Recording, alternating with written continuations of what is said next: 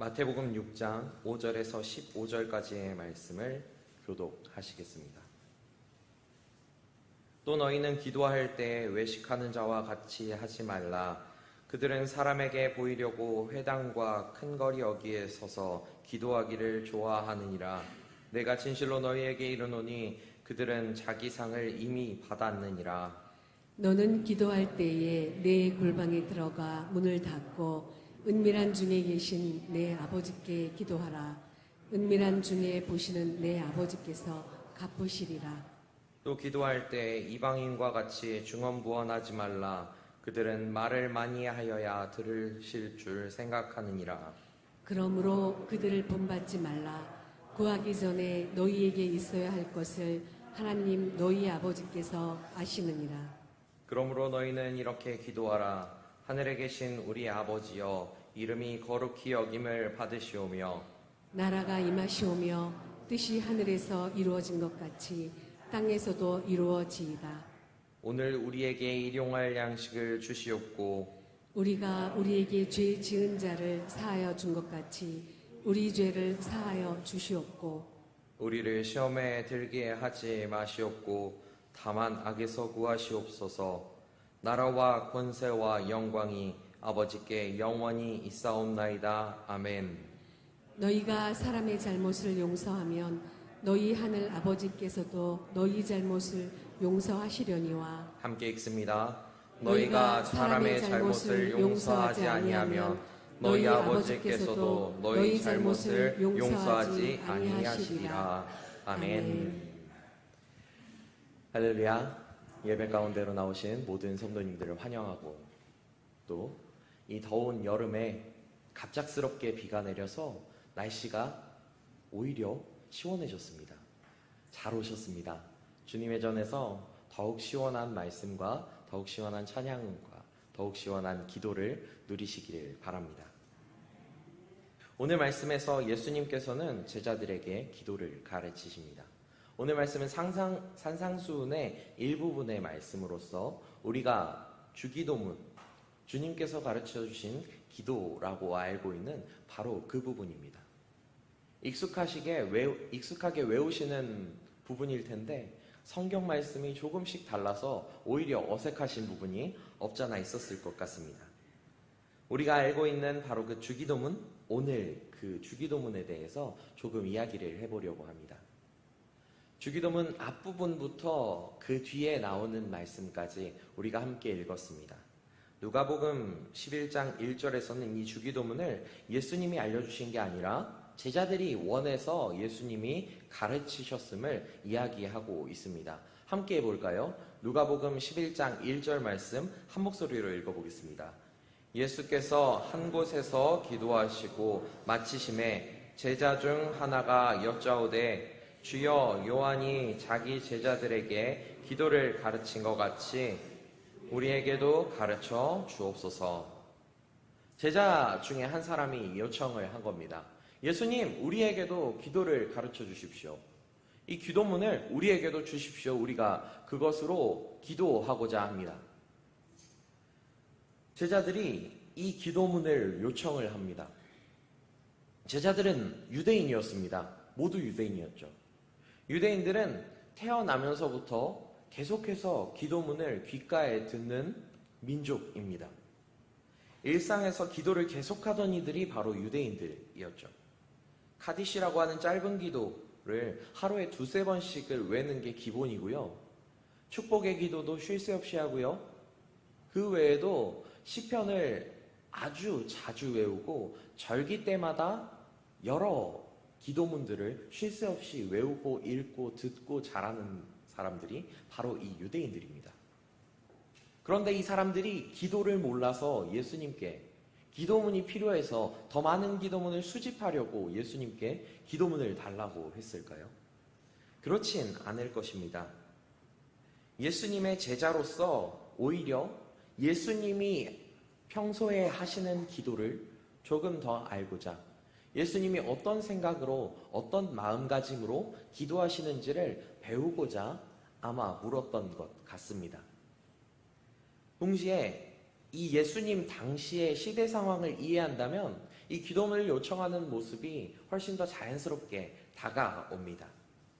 당시에는 여러 신앙적인 운동들과 신앙단체들이 난립하던 시기였습니다. 이미 예수님께서 계시던 그때에 바리새인이라고 하는 이들은요, 바리새 운동을 하고 있었습니다.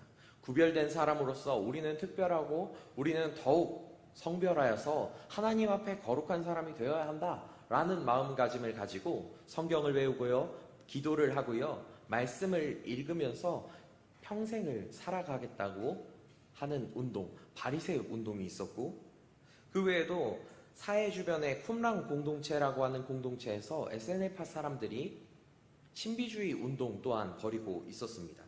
수도원적인 신비주의적인 경건운동, 그러니까 굴에 들어가서 기도하고 하나님을 직접 만나고 그러면서 하나님을 체험하는 이런 운동도 있었습니다. 이외에도 오늘 말씀에 나오는 아까 저희가 11장 1절에서 읽었던 요한, 세례자 요한이라고 불리는 세례요한이 주도하던 운동 또한 있었습니다. 회개운동, 세례운동, 하나님 앞에 온전히 나아가야 한다는 심판과 종말의 이야기들이었죠. 그런 만큼 이때 당시에 많은 기도문들 또한 난립하고 있었습니다. 각각의 공동체와 운동들마다 각자가 가지고 있는 기도문들이 있었죠. 이 기도문들은 슬로건과 같았습니다. 우리의 표어가 무엇입니까? 성령 안에 생명의 꽃을 피우자.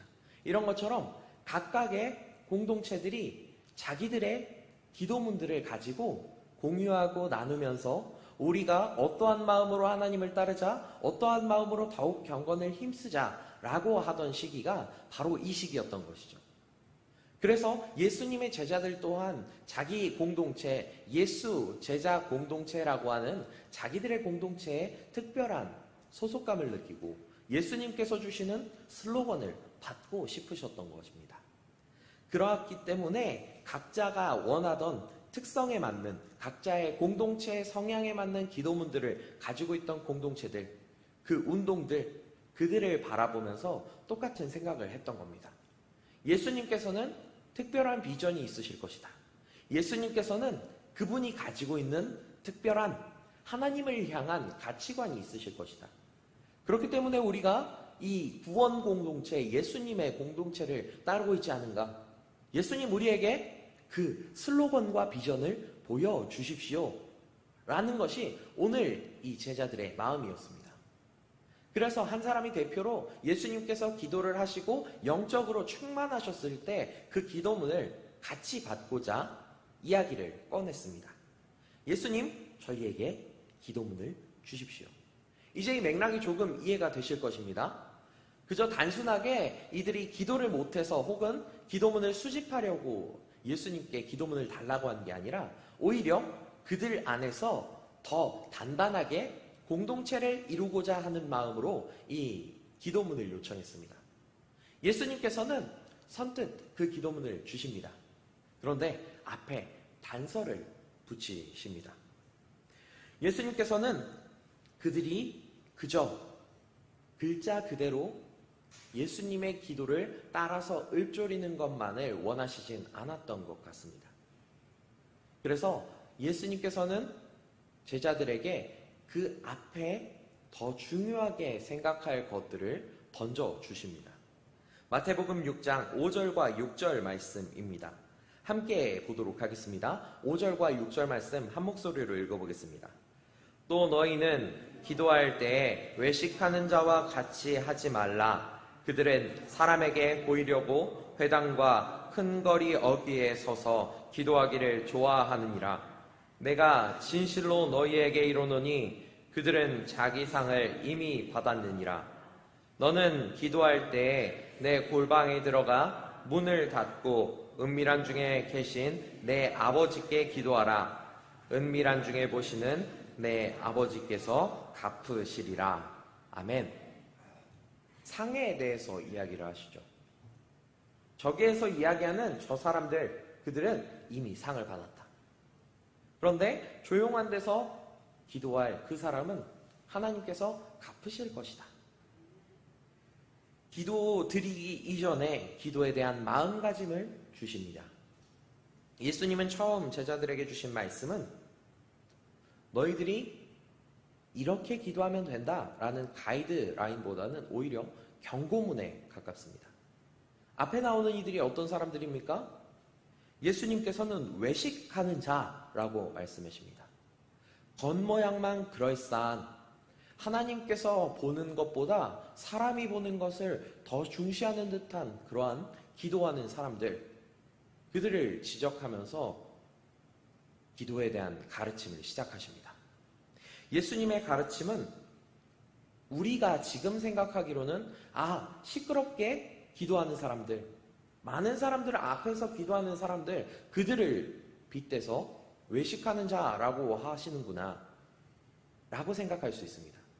그런데 그때 당시, 예수님 당시에는 이렇게 길가에서 기도를 하는 사람, 아니면 많은 사람 앞에서 기도를 하는 사람이 오히려 경건한 사람으로 여겨졌습니다.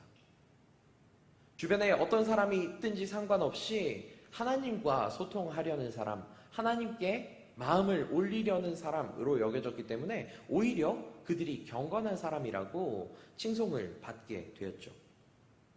시간과 때, 자기의 때에 맞춰서 자리에 상관없이 기도를 올리는 사람, 하나님과 온전히 소통하고자 하는 사람으로 여겨졌던 겁니다.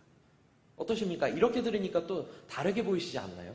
예수님께서는 그들이 외식하는 자라고 했지만 그때 당시 사람들의 기준에서 본다면요, 외식이 아니라 겉으로 경건이 드러나는 훌륭한 믿음 생활하는 사람들이었던 겁니다.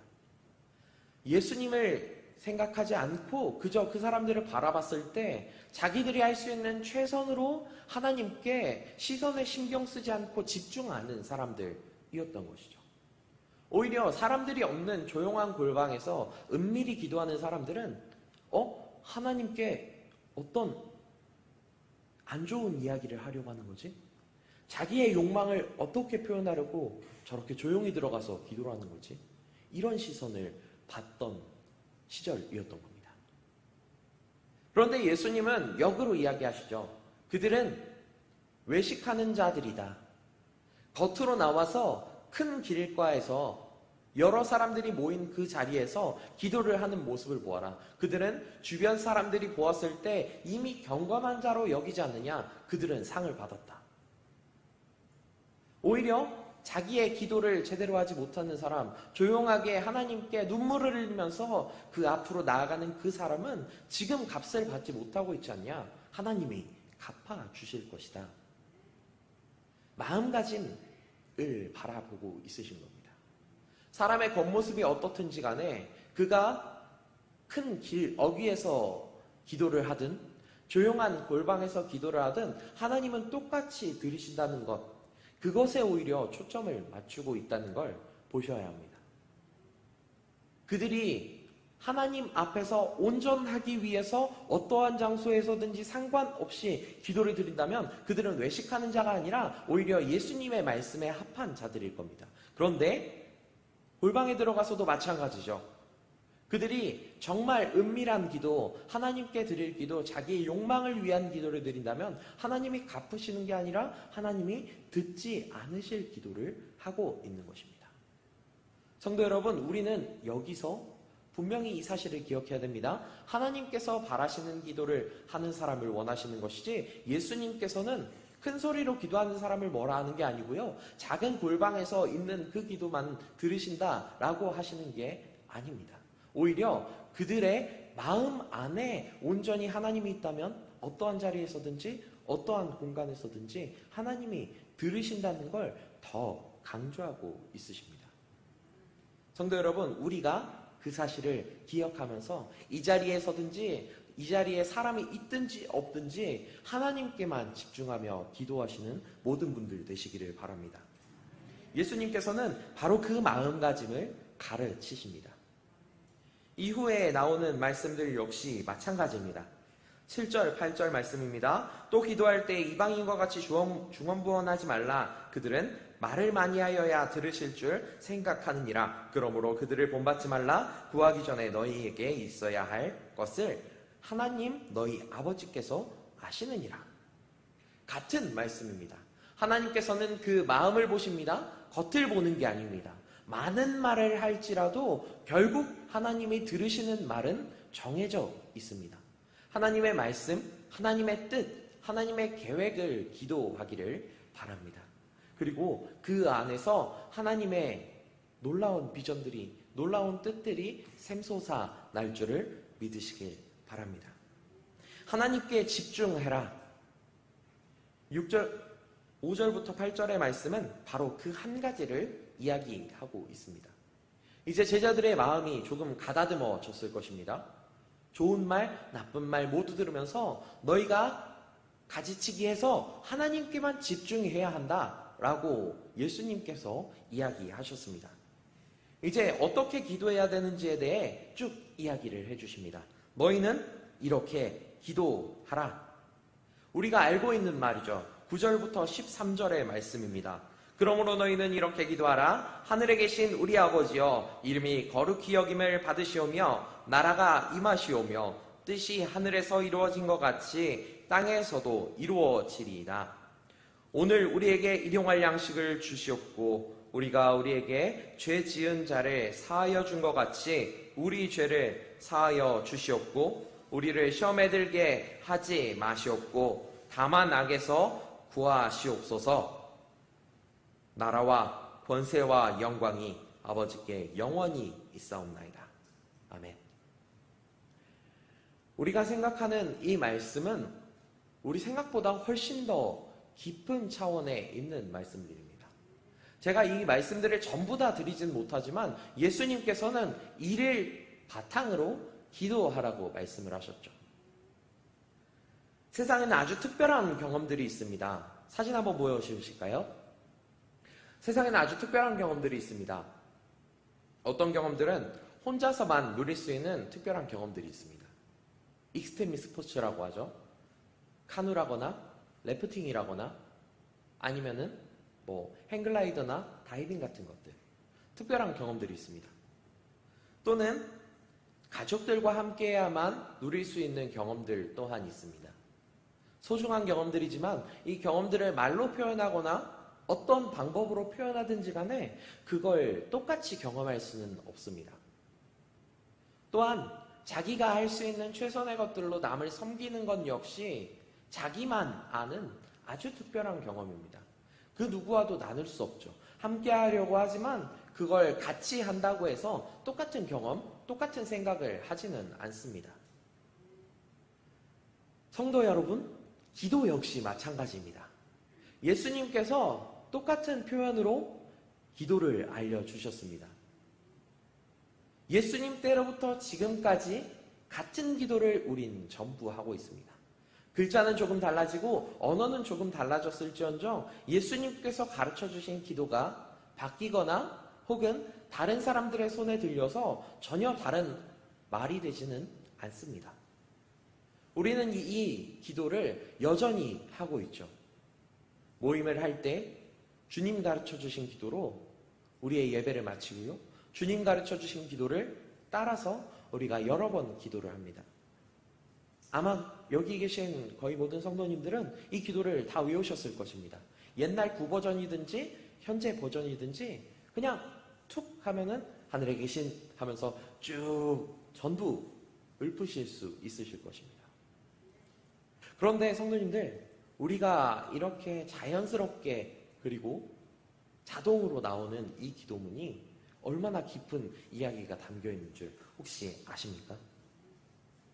첫 번째, 9절만 보더라도 너무 깊은 말들이 담겨 있어서 구원론 그리고 그리스도론이라고 하는 이런 어려운 신학들이 전제되어야지.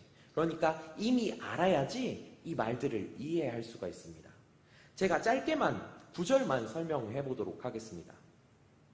먼저 그러므로 너희는 이렇게 기도하라. 이후부터 하늘에 계신에서 이미 시작됩니다. 하늘에 계신, 이 하늘이란 어디일까요? 하나님이 계신 그 장소란 어디일까요?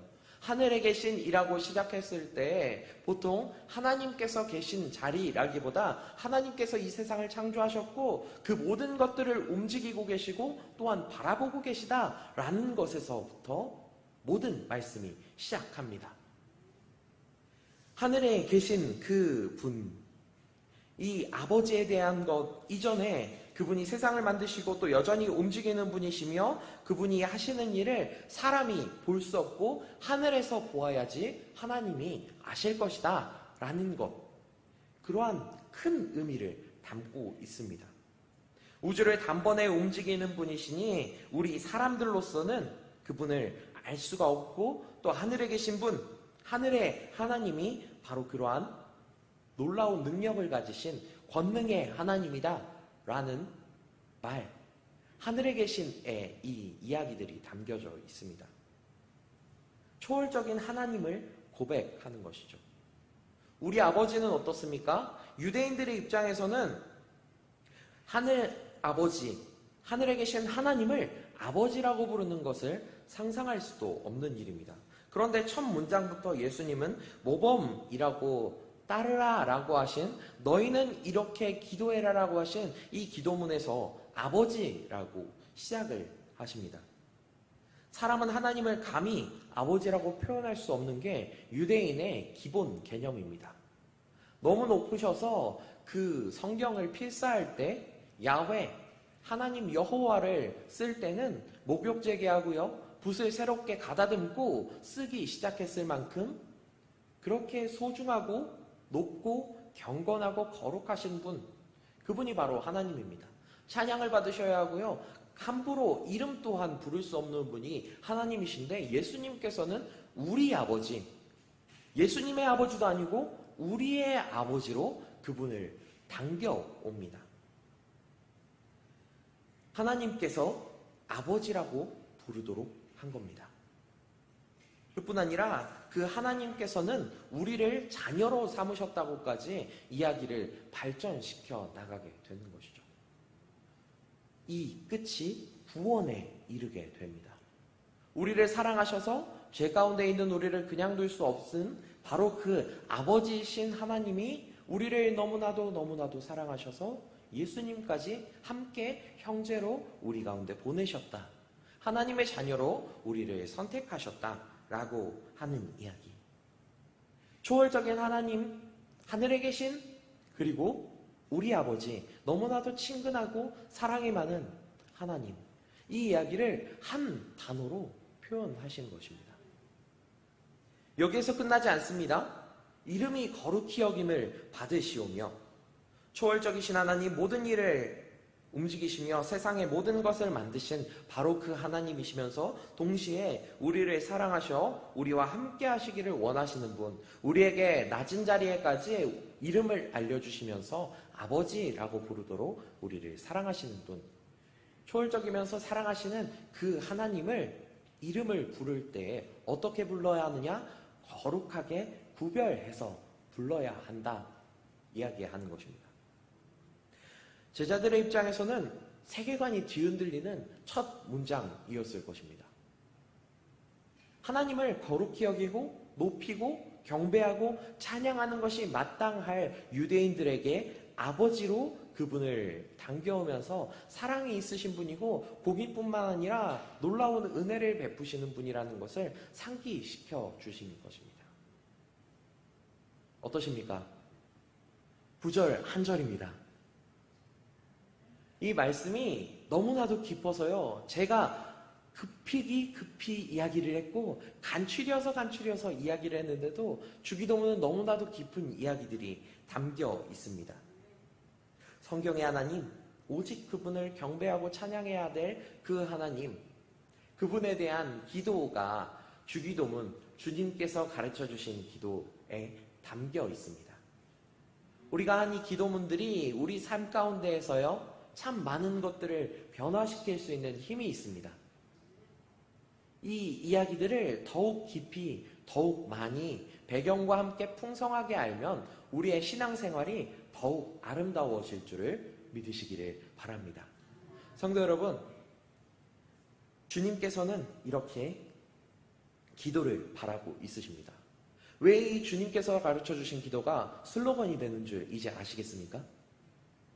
성도님들이 아시는 것보다 훨씬 깊은 이야기가 있고 당시의 시대 상황으로 본다면 훨씬 더 많은 이야기들을 할 수가 있습니다. 주님 가르쳐 주신 기도, 주기도문이 슬로건처럼 나눠졌다는 것 또한 오늘 아시는 분들도 많을 것 같습니다. 이때 당시에 있었던 그 기도문들처럼 예수님의 공동체, 예수님께서 이끌어 가신 제자 공동체는 이 기도문을 나누면서 이 기도문을 따라서 평생을 기도했을 것입니다. 그 안에 살았을 것이고 그 믿음 안에 살았을 것이고 그것들을 통해서 자기들의 복음을 전할 수 있었을 것입니다. 예수님께 배운 복음이 그 안에 모두 농축되어 있고 그 주기도문을 통해서 복음이 널리 전파되어서 우리에게까지 올 수가 있었습니다. 그렇다면 예수님께서 주신 이 기도 제목 주기도문에서 우리는 어떤 방식으로 이것을 받아들이고 또 이해하고 기도해야 할까요? 특별한 경험, 단 한 사람만이 할 수 있는 경험. 주기도문은 바로 그 틀을 제공하고 있습니다. 우리가 어떠한 한 경험을 할 때 그 경험의 이름을 알고요. 만약에 래프팅이라고 하면 그것이 어떠한 것을 하는 것인지, 무엇을 준비해야 하는지, 어디로 가야 하는지를 우리는 알고 있습니다. 모른다면 찾아보면 되죠. 주기도문은 바로 그 툴을 제공하고 있습니다. 도구인 것이죠. 그 단어 그대로 모든 것들을 외워서 그대로만 기도하는 것이 아니라 더욱 깊은 의미를 가지고 기도를 심화시켜 나가는 것입니다.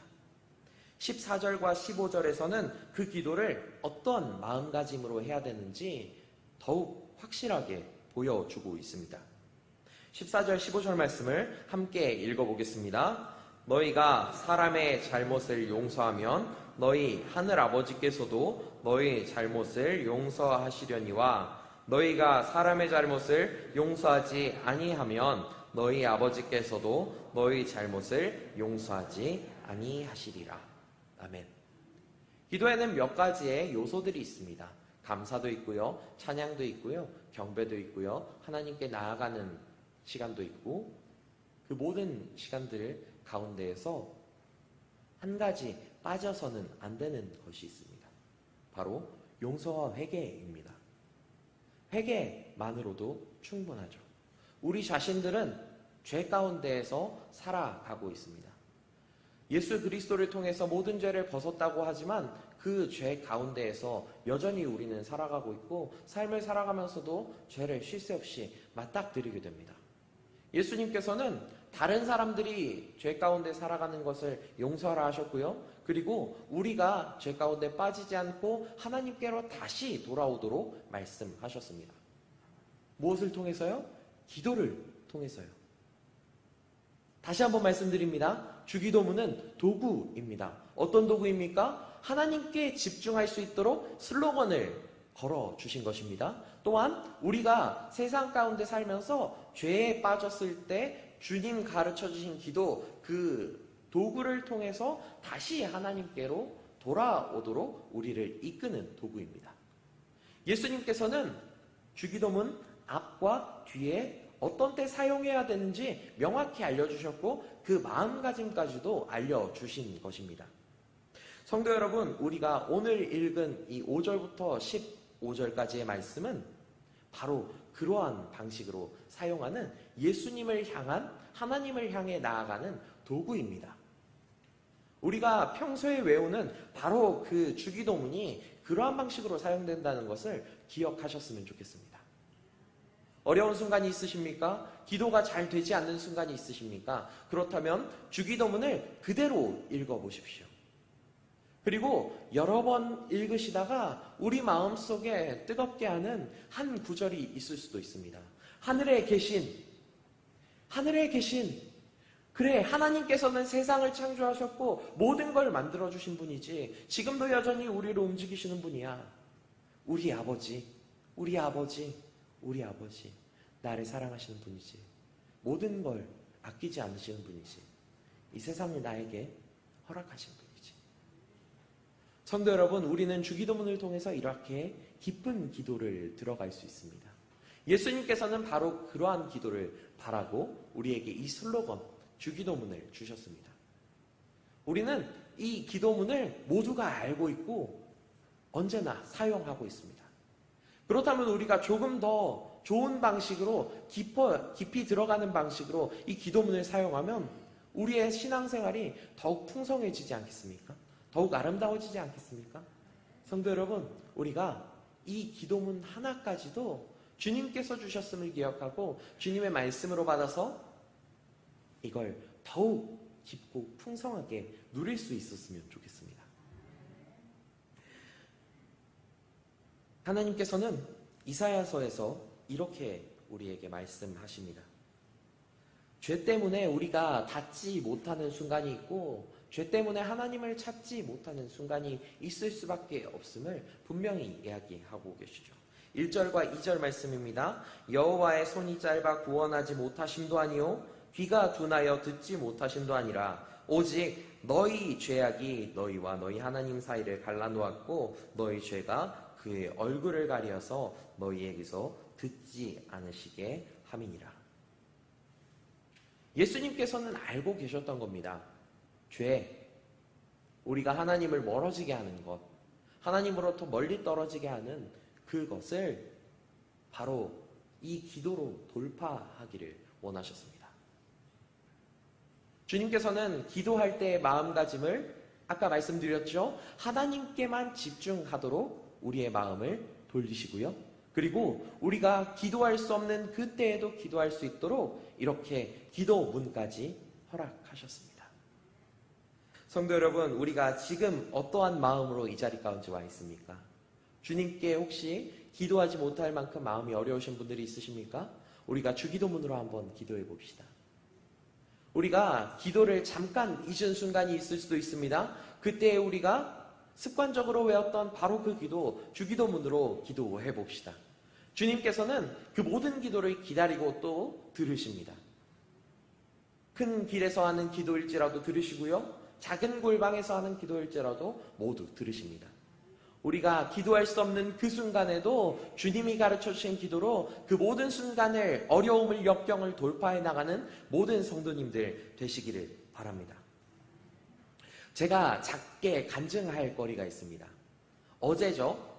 바로 어제, 주일부터 어제까지 중고등부 수련회에 가 있었습니다. 이 중고등부 수련회에 참 많은 기도들이 있었어요.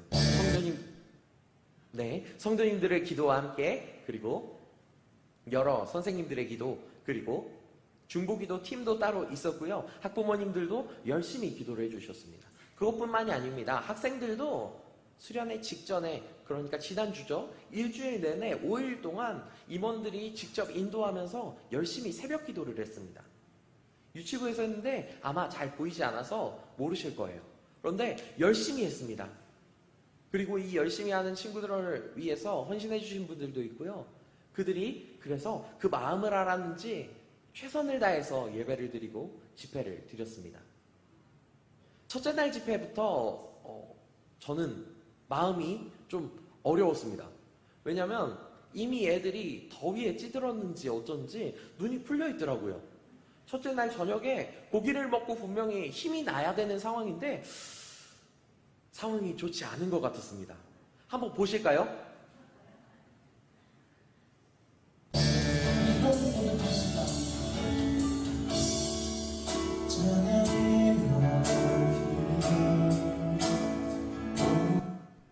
네, 처음 상황입니다. 제가 설교하기 직전에 찬양을 하고 있는데 아이들의 마음이 저 상태였습니다. 참 쉽지 않더라고요. 그리고 첫째 날 집회가 끝났고요. 둘째 날 집회도 이제 끝났습니다. 이 친구들이 어떻게 바뀌었는지 한번 보시죠.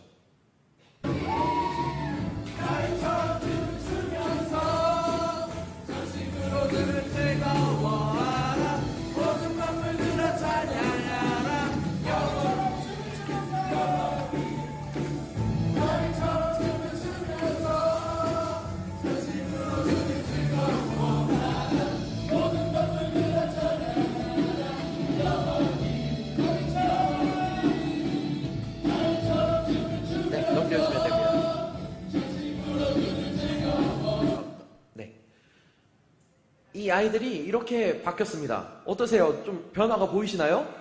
저는 정말 큰 변화를 느꼈습니다. 그 자리까지 제가 이런 말하기 좀 죄송스러운데 40일 동안 아침에 금식을 했거든요. 근데 갔는데 아이들이 이 마음 아시겠죠? 평소와 같은 겁니다. 그 주일 오후에 앉아있는 그 모습 그대로였어요. 수련회로 특별하게 기도를 하면서 열심히 기도하면서 심지어 고3 애들은 처음에는 하루만 가겠습니다. 새벽 기도하면서 이틀만 가겠습니다. 직전에는 제가 풀참할게요. 이런 말까지 했는데 막상 가서 첫 번째 집회를 딱 애들이 앉아있는데 싸한 겁니다. 마음이 쉽지 않았습니다. 그런데 하루가 지나고요. 열심히 기도를 다들 해주시고 그 자리에 모인 학생들도 역시 열심히 목이 터져라 다들 기도했습니다. 다른 사람들을 축복하고 사랑하도록 선포하고 찬양하고 그랬던 시간이 하루 이틀 지나니까 아이들의 마음이 열리고요. 이제 조금 어떻게 예배하는지 어떻게 기도하는지 아는 그리스도인의 모습이 조금 많이는 아니에요. 조금 보이기 시작했습니다. 성도 여러분, 저는 이 수련회를 통해서 아이들보다 오히려 제가 많은 은혜를 받았습니다. 오지 않겠다고 했던 아이가요, 주변에서 많은 압박이 있었겠지만 끝까지 오지 않겠다고 했던 친구가 와서 처음부터 끝까지 모든 수련회를 참석하고 돌아갔고요. 어떤 친구들은 부모님을 설득해서 중간에 첫날에 바로 갔어야 되는데 마지막까지 설득해서 제가 마지막 다 마치고 데려다 준 친구도 있습니다. 고3 친구들은 아까 말씀드렸죠? 새벽 기도를 다 참석했어요. 신기하죠? 고3인데 수능이 얼마 안 남은 걸 제가 알고 있는데 그 친구들이요, 새벽 기도에 와서 기도를 하는 겁니다. 같이 기도를 하고요. 처음에는 저는 하루만 참석할게요. 이틀은 어려울 것 같아요. 선생님이 허락 안 해줄 거예요. 이런 말을 하던 친구들이 마지막 순간까지 와서요. 어떻게 되었냐? 마지막 순간에 개학이었거든요. 화요일에. 개학이었는데 그 개학날 아침에 학교로 곧장 등교하는 친구들도 있었습니다. 성도 여러분, 기도의 힘은 이런 곳에서 나오는 것 같습니다. 우리가 생각하지 못하는 것들, 우리가 생각하지 못하는 순간들에 하나님께서 개입을 하셔서요, 사람의 마음이 사람의 능력으로는 변하지 않지만 하나님의 능력으로는 변할 수 있다는 걸 우리에게, 기도하는 사람들에게 보여주시는 게 하나님의 능력이신 것 같습니다. 성도 여러분, 우리가 기도합시다. 그리고 기도하지 못하는 순간에는 오늘 주기도문을 기억하시면서 그 주기도문으로 기도해 봅시다. 우리의 신앙생활이 더욱 풍성해지고요, 더욱 아름다워질 줄을 믿습니다. 많은 분들의 기도로 중고등부 친구들이 변화되고 주님 앞으로 돌아오고 앞으로 우리 교회의 기둥으로 세워갈 줄을 저는 믿고 있습니다. 한 사람 한 사람 이름을 부르며 했던 그 기도가 땅에 떨어지지 않고 주님께서 받으시고 그 사랑하는 자녀들 한 사람 한 사람이 그리스도인으로 장성한 분량에 이를 때까지 성장할 줄을 믿습니다. 성도 여러분, 우리가 함께 기도합시다. 자신을 위해서 기도하는 것도 좋습니다. 남을 위해서 기도하는 건 더욱 좋습니다. 우리 교회를 위해 함께 기도하고 아버지 하나님께서 주님의 나라와 뜻이 확장될 것을 믿으면서 함께 기도하며 나아갑시다. 말씀을 정리합니다. 주님께서는 우리에게 기도를 가르쳐 주십니다. 이 기도는 하나님과 대화하는 방법이면서 하나님께 집중할 수 있는 도구입니다. 그리고 이를 통해서 우리가 하나님의 모범을 따라서, 예수 그리스도의 모범을 따라서 그 깊숙한 곳까지 들어갈 수 있어야 합니다. 예수님께서는 우리가 기도하지 않는 상황에 빠지는 것을 원치 않고 바로 이 주기도문을 통해서 그 상황을 뚫고 나오기를 기대하고 있으십니다. 우리가 기도할 때 세상에는 그보다 큰 변화들이 일어납니다. 우리의 기대보다, 우리의 상상보다 큰 변화들이 쉴 새 없이 일어나고 우리의 상황을 뒤흔들어 놓습니다. 그 모든 일들이 하나님께서 이루시는 일들입니다. 성도 여러분, 우리의 모든 상황은 하나님께서 움직이실 수 있습니다. 세상을 만드시고 여전히 우리를 움직이시는 분, 사랑하시면서 우리를 자녀 삼아 주셔서 우리를 아직도 포기하지 않으시는 바로 그 하나님께서 우리를 움직이십니다. 성도 여러분, 우리가 기도합시다. 더욱 깊게 기도하고 더욱 묵상하며 기도하고 하나님께 나아갑시다. 바로 그 기도를 통해서 하나님이 움직이시며 하나님의 놀라운 일들이 우리의 삶 가운데 펼쳐질 줄을 믿으시기를 바랍니다. 우리의 기도에 응답하실 하나님을 기대하면서 우리 함께 찬양하며 나아가겠습니다.